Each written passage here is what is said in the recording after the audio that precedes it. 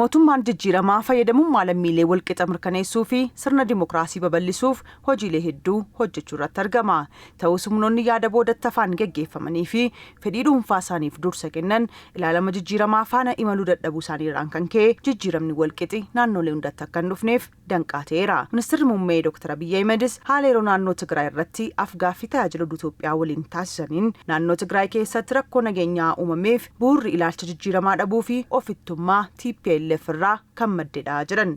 Xurroo faayilii kaabkunaat ka'attu geeru. Humni dhaabbatee hafe tasa jijjiiraman fedhu yeroon ammaa immoo yeroo dammaquuti. Hooggansa jijjiiramaa jechuun ammoo kana hubatee hooggansa yeroon madaalu kennuu kan danda'u ta'uu qaba. Kana achi ana qofatu siif beeka jechuun hin danda'amu. Jijjiiramni yeroo dhufu yericha kan giddu galeeffate ture. Dhaabbatee kana gareen TPLF garuu jijjiiramichi akka waan isa miidhu dhufeetti fudhatee isra darbeeyyuu walitti bu'iinsa daandii isaa isa jalqabaa taasisuun filate. Ani gama kooni lammiin hundi karaa dimookiraasiin socho'uu ni danda'a jedhe namana. TPLF garuu yaada isaa duubatti hafaa waggoota dheeraa keessaa bahuu hin dandeenye. Kanaaf ilaalama jijjiiramaa faana imaluu hin dandeenye. Kunis yaada isa duubatti hafaa sanarraa kan maddeedha. Rakkoo naannichaa hundeerraa furuuf mootummaa fi TPLF gidduutti waliigalteen nageenyaa mallattaa'ee akka ture yaadachiisuun Dr. Abiyyi hojiirra oolmaasaaf gareen lachuu dirqama qabaachuu himanii gama mootummaan dhimmootni xiyyeeffannoo barbaadan hundi raawwatamuu fi mootummaan federaalaa dirqama isaa bahachuu eeraniiru. Simmin Pretoria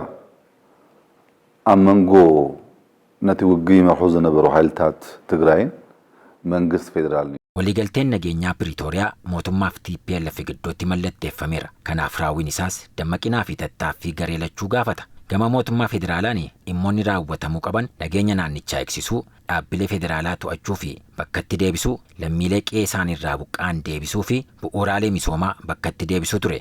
Kanneen sirnaan raawwannee jirra. Baay'een lammiileen qe'ee isaaniirraa buqqa'anii qe'ee isaaniitti akka waan hin deebine fakkeessuun hololuu danda'u. Kunis dogoggora. Kanneen qe'ee isaaniirraa buqqa'an hundi qe'ee isaaniitti deebi'aniiru. Humni TPLF yaada isaa boodatti hafaa waggaa dheeraan geggeeffamuu fi ofittummaan guutame ammas naannicha rakkoo hamaa keessa galchuu fi qabeenya uumamaa naannichaa saamuu irratti argama. Kanarra darbees humnoota diina Itoophiyaa ta'an waliin walii galuun abjuu kana dura jalaa fashalaa'e milkeessuuf dhamaa jira jedhan. Tahayli በመረነት ደረጃ ከሆነ በአባላት ተከፋፊሉ ካብ ህዝቢ ንበዩ ተነጽሉ gareen kun amma uummata irraa addaan bahee jira. Miseensota isaa gidduuttis wal dhabdeen uumamee jira. Uummanni Tigraay keessatti dargaggoonni Tigraay waraana hin barbaannu yeroo jedhan ni mul'atu. Kun ammoo naannoo Tigraay hunda keessatti babal'achuu qaba jedhee namana. Garuu humni duubatti hafaan kun ammayyuu yaada isaa dhiisaa hin jiru. Mootummaan naannoo Tigraayiif bajatii ramada. Inni immoo meeshaalee waraanaa bituuf oolcha. Kanarra darbee humnoota alaa diina Itoophiyaa ta'an waliin waliigaltee uumeera.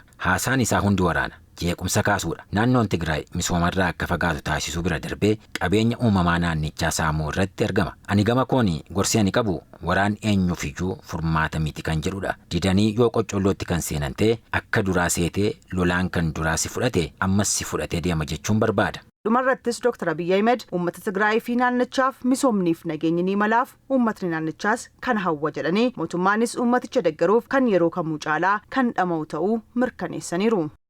ትግራይ ክትመሓርን ተመክሮ ክትወስድን ዘለዋ ዝሓሸዋ እምበር naannoon Tigraay muuxannoo fudhachuu kan isheen qabdu naannolee misoomarra jiran irraa malee kanneen misoomaa fi guddinaan ishee gad ta'an irraa ta'uu hin qabu. Uummata naannoo Tigraay fi nageenyaaf misoomni ni malaaf. Akka amantaa kootti uummata naannichaa irratti ammas waraana kaasuu hin barbaachisu. Kun immoo yaada boodatti hafaan kan mirkanaa'u miti. Kanaaf aangoon kan uummataa waan ta'eef aangoon harka dargaggootaa baratanii harka seenuu qaba. Dulluma keessaa kanneen waraana qofa barbaadani uummatni isin gaha. Waraana dhiisaa jechuu qaba. Naannoon Tigraay nageenyaaf misooma ni feeti. Gama keenyaan uummata keenya deeggaruuf qophiidha.